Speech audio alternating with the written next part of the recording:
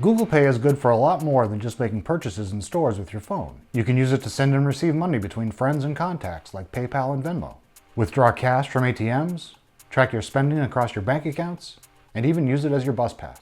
Today I'm going to show you how to set up Google Pay on your phone and put it to work for you. If you're new to Google Pay, we'll start with how to set up the app on your phone, then we'll get into how to use some of its best features. If you're a Google Pay veteran, feel free to skip ahead to some of the features you might not be familiar with yet. You can navigate through this video using the chapter markers in the bottom of the video player and the links in the description.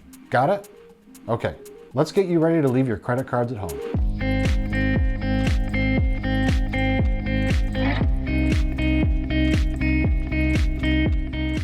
To begin, of course, we need to make sure you have the Google Pay app installed. Google Pay is available for both Android and iOS. So yes, you can use it on your iPhone or iPad if you don't want to use Apple Pay for some reason. You will need a Google account though, but if you use Gmail at all, you're good to go. If not, it's easy to sign up for a new account. Samsung phones come with Samsung Pay installed, but that's not the same thing, so you'll need to download Google Pay from the Google Play Store. If you have a Google Pixel phone like this one, you might see that you have two apps pre-installed. Google Pay and GPay. Trust me, I'm confused about this too. This one, called Google Pay with the GPay logo, is primarily used for in-store purchases. This one, also called Google Pay, but with the wavy logo and listed as GPay on your phone, is the newer version of the app and has more features. You can still use the older version of Google Pay, at least for now, but this is the one we're going to be focusing on today. I'm going to show you how to use Google Pay for Android, but it's basically the same for iOS. Now that we're all looking at the same Google Pay app, let's walk through the setup process. When you first open the app, you'll be asked to confirm the country where you'll be using Google Pay. Not a lot of choices as of yet, and I'll pick United States since that's where I live. Next, you'll be prompted to select the Google account you want to use for Google Pay. If you're signed into more than one on your phone, choose the one you wish to use and tap Continue. Or sign into another account not listed here. Now you'll need to enter and verify your phone number. When you receive the verification code, enter it here. If you're lucky, the code might even autofill when the confirmation arrives. Tap Next to set up your privacy preferences. You can opt in here to allow friends to find you when they want to send you money using the Google Pay app. If you want to be discoverable, tap Yes. Or Not Now if you want to disable this option or come back to it later. If you plan on receiving money from your friends fairly often, you'll probably want to leave that turned on. Next, you can opt in to receive cash back on your purchases. Again, you can choose to set this up later, but I'll select Yes, Earn Rewards, so I can show you how this works. Lastly, choose whether or not you want to share your purchasing habits with Google to help personalize your Google Pay app experience. Normally I'd say no to this, but for demonstration purposes, I'll leave it on for now. If you don't have one already, you'll be prompted to set up a screen lock on your phone, so just anyone can't come along and use Google Pay. You'll have different choices here based on the phone you're using, but in my case I'll pick the PIN option. Once that's done, you're all set. The Google Pay app is ready to use. I've been using Google Pay for a while now, so I already have some payment methods set up, a list of my recent activity, and some cards I've added in the past. So yours may look a little empty at first, but I'm going to show you how to add all those things right now. To start spending money with Google Pay, let's add a credit card to the account. To do that, tap here at the top of the screen, and then add a payment method. I already have some cards set up, so I can choose one of them for contactless payments, or I can link my PayPal account to use that for purchases. But if you're starting fresh, tap the plus sign next to credit or debit card. Now you can enter your information two ways. You can use your phone's camera to scan the credit card or debit card, enter the security code, and enter or confirm the address associated with the card, or just enter the card info manually. Then scroll through the terms of service and tap Save. The app will reach out to contact your banking institution, accept your bank's terms to continue, and when your bank verifies your card, it's ready to use with Google Pay. Now whenever you're out shopping and see one of these logos at the checkout, just activate Google Pay and hold your phone up to the reader to complete your purchase. But the benefits of Google Pay don't stop there. Google Pay can be used to send money to anyone in your contact list or anyone who shares their email address or phone number with you. And even better, people can send money to you. But there is a catch. This back and forth works best if both parties already use Google Pay. For example, let's say I owe my colleague Patrick $5. In the Google Pay app, I'll tap on Send a Request.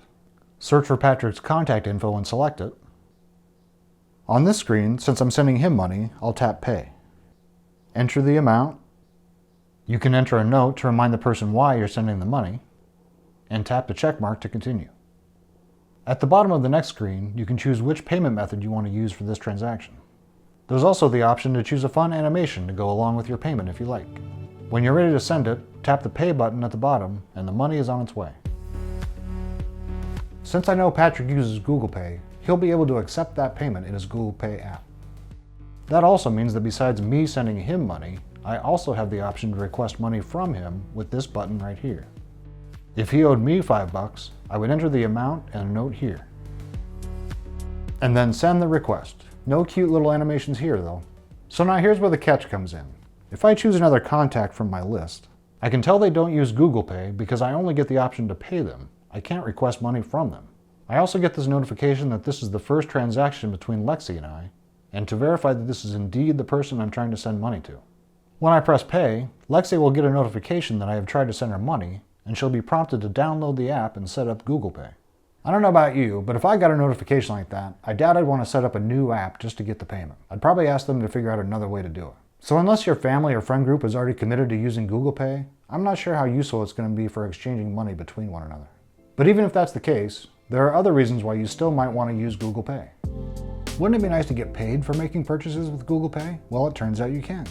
From the Pay screen, tap the View Offers button, and you'll be presented with a number of special offers available to you as a Google Pay customer. There are different offers that allow you to pay in-store or online in categories like dining, retail, and local deals. You can see all of your activated offers right here. The pub near my house offers 4.5% cash back when I use this card when I visit. Not too shabby. Tap an offer when you find one you like, and you'll be prompted to enroll an eligible card if you haven't already. Select the cards you want to activate, or tick this box to enroll all that are eligible. Go back to the offer page and you can see the terms of the deal. Click Activate to finish up. Now when you use the eligible cards, you'll get that discount, free trial, or cash back. And if the merchant doesn't allow Google Pay for checkout, you'll still receive the offer when you use the enrolled card. If you use one or more banking apps on your phone, it might be tough to keep track of your overall financial picture. You can use Google Pay to track your spending on the Insights tab.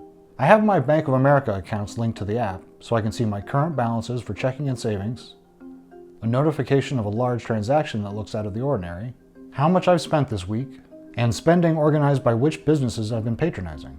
You're going to have to take my word on a lot of this, since I'm not trying to show you all of my financial info, so I've blurred it out on the screen. But I will say it is nice to have all this information in one place. To set this up for yourself, tap the Show All Accounts button, then Add Account, and select To Track Balances and Spending. Google Pay uses the Plaid platform to link the app to the bank accounts you enroll, so tap here if those terms seem agreeable to you. Then tap Continue. Now select your bank, or search for one that's not on the list, and enter your online banking username and password. You'll need to verify your identity via a text message or a phone call, and enter the code here. Now select the accounts you want to track in Google Pay, and success. It might take a bit for your transactions to show up in the app, but once they're there, you'll be able to get a clearer picture of where your money goes every month. To see some of the other Google Pay options available to you, go back to the Pay screen in the app and tap the Pay Contactless button.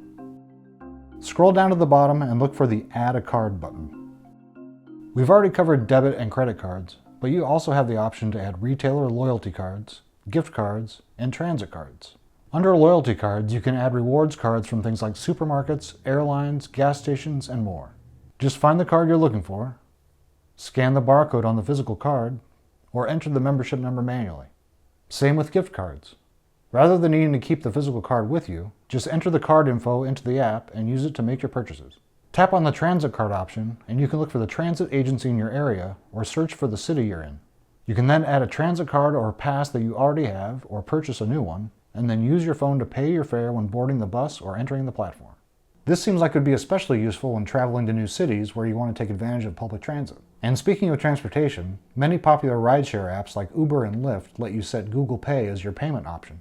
You also may have noticed Ticketmaster listed among the various cards I have stored on here. That's because you can use Google Pay to store certain mobile concert tickets. Look for the option to add the ticket to your Google Pay wallet when you purchase your tickets online. So those are the basics of Google Pay.